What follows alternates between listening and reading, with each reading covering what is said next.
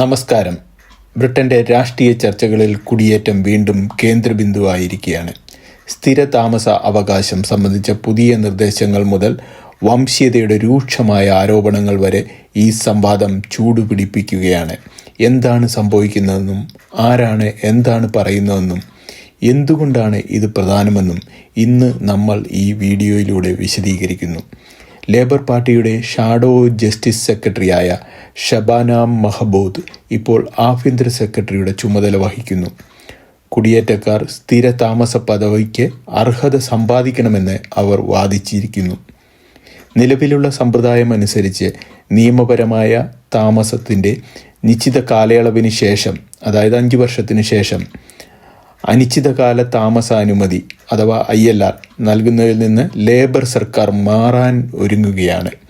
ഇതിനു പകരം കുടിയേറ്റക്കാർ ചില മാനദണ്ഡങ്ങൾ നിർബന്ധമായും പാലിക്കണം. ഹോം സെക്രട്ടറിയുടെ വാക്കുകൾ: Because I know that the British people welcome those who come here and contribute, but contribution is a condition of that welcome. For that reason, we will soon increase the time in which someone must have lived in this country to earn indefinite leave to remain from 5 years to 10. And we will be consulting on this change soon, and as part of that consultation, I will be proposing a series of new tests, such as being in work, making national insurance contributions, not taking a penny in benefits, learning English to a high standard, having no criminal record, and finally, that you have truly given back to your community, such as by volunteering your time to a local cause. Without meeting these conditions, I do not believe your ability to stay in this country should be automatic. Some will be able to earn an earlier settlement than 10 years based on their contribution, while others will be forced to wait longer if they are not contributing enough. In time spent in this country alone is not enough.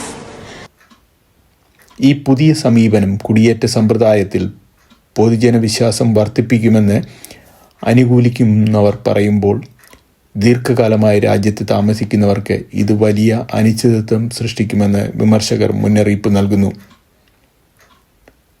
ഇതിനിടയിൽ reform UK കൂടുതൽ തീവ്രമായ നിലപാട് സ്വീകരിച്ചിരിക്കുന്നു. അനിശ്ചിതകാല താമസാനുമതി അഥവാ ILR പൂർണ്ണമായും നിർത്തലാക്കാനാണ് അവരുടെ നിർദ്ദേശം. അവരുടെ പദ്ധതി പ്രകാരം കുടിയേറ്റക്കാർക്ക് ഒരിക്കലും സ്ഥിരമായ താമസാനുമതി ലഭിക്കില്ല. പകരം ഓരോ 5 വർഷത്തിലും പുതുക്കേണ്ട താൽക്കാലിക വിസകൾ മാത്രം നൽകും. ഈ നിയമം നിലവിൽ UK സ്ഥിര താമസത്തിനുള്ള ആയിരക്കണക്കിന് ആളുകളെയും ബാധിച്ചേക്കാം.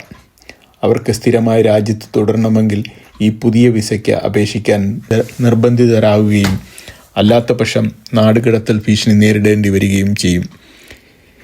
ഇത് ദേശീയ സ്വത്വം സംരക്ഷിക്കുമെന്നും ദീർഘകാല കുടിയേറ്റക്കാരുടെ എണ്ണം കുറയ്ക്കുമെന്നും റീഫോം പാർട്ടി വാദിക്കുമ്പോൾ, ഇത് ഒരു സ്ഥിരമായ രണ്ടാന്തരം ജനവിഭാഗത്തെ സൃഷ്ടിക്കുമെന്നും ദീർഘകാലം UK വേണ്ടി സംഭാവന ചെയ്തവരെ രാജ്യത്ത് നിന്ന് പറിച്ചെറിയുമെന്നും എതിരാളികൾ മുന്നറിയിപ്പ് നൽകുന്നു. ലേബർ നേതാവും പ്രധാനമന്ത്രിയുമായ കിയർ സ്റ്റാമർ റീഫോം പാർട്ടിയുടെ ഈ നയത്തെ ശക്തമായി അപലപിച്ചു. ഈ നയം വംശീയവും ധാർമ്മികമല്ലാത്തതും ആണെന്ന് അദ്ദേഹം വിശേഷിപ്പിച്ചു. നിയമപരമായി ഇവിടെ താമസിക്കുകയും രാജ്യത്തിൻ്റെ സമ്പദ് വ്യവസ്ഥയിൽ സംഭാവന നൽകുകയും ചെയ്യുന്ന ആളുകളുടെ അവകാശങ്ങൾ ഇല്ലാതാക്കുന്നത് ബ്രിട്ടന്റെ മൂല്യങ്ങളെ തകർക്കുമെന്നും ഈ രാജ്യത്തെ കീറിമുറിക്കുമെന്നും അദ്ദേഹം പറഞ്ഞു. കുടിയേറ്റ നിയമങ്ങൾ കർശനമാക്കാമെങ്കിലും അവ നീതിയുക്തവും മനുഷ്യത്വപരവുമായിരിക്കണമെന്ന് സ്റ്റാർമർ ഉറപ്പിച്ചു പറയുന്നു.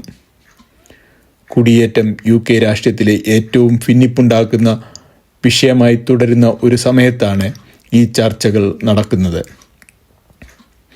ഒരു വശത്തെ കർശനമായ നിയന്ത്രണങ്ങൾക്കും സ്ഥിര താമസാനുമതിക്ക് പരിധി നിശ്ചയിക്കുന്നതിനും ആവശ്യമുയരുന്നു.